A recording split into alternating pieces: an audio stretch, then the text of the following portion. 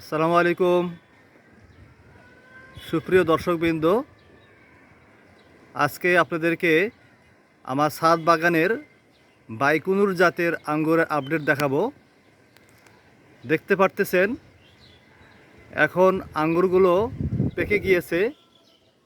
কীরকম কালার, আলহামদুলিল্লাহ লাল টকটকে।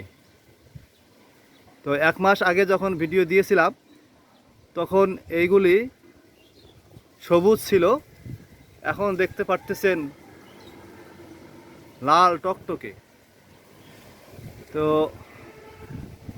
দেখলেই মন ভরে যায়। আমাদের বাংলাদেশের মাটিতে এরকম লাল আঙ্গুর অবিশ্বাস্য, অকল্পনীয়। আমরা 2-1 বছর আগেও এটা কল্পনাও করতে পারিনি যে বাংলাদেশের মাটিতে এইভাবে লাল মিষ্টি আঙ্গুর হবে। তো আল্লাহ তাআলা আমাদেরকে এক নেয়ামত দিয়েছেন। বাংলাদেশে এখন অনেক জায়গায় লাল আঙ্গুর হচ্ছে, মিষ্টি হচ্ছে। তো দেখতে পাচ্ছেন এটি একটি বাইকুনুর জাতের আঙ্গুর। থোকায় থোকায় আঙ্গুর ধরেছে। ছাদ বাগানে একটা গাছ,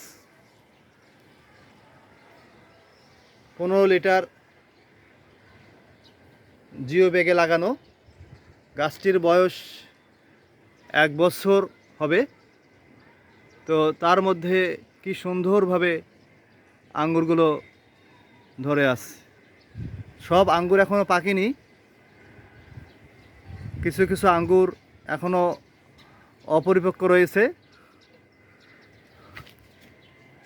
তো দেখতে পাচ্ছেন আঙ্গুরগুলো, আলহামদুলিল্লাহ কি সুন্দর দেখতে, দেখতেই সৌন্দর্য, খেতেও মিষ্টি আলহামদুলিল্লাহ। তো যেটা বাংলাদেশে একটা অকল্পনীয় ব্যাপার ছিল, তো এখন আমাদের দেশে এরকম লাল আঙ্গুর মিষ্টি আঙ্গুর হচ্ছে।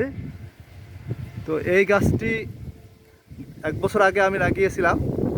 তো বেশি পরিচর্যা করা হয় না, শুধু পানি দেওয়া হয়। গত 1 বছরে সম্ভবত এখানে কোনো স্প্রে করা হয়নি, এবং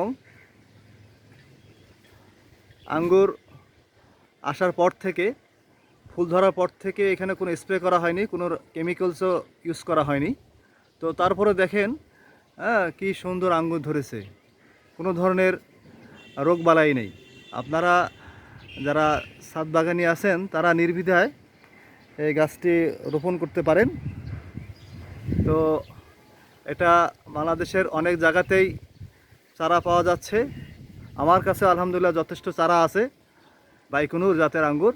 তো আপনারা যদি আগ্রহী হন তো আমাদের নম্বরে যোগাযোগ করতে পারেন।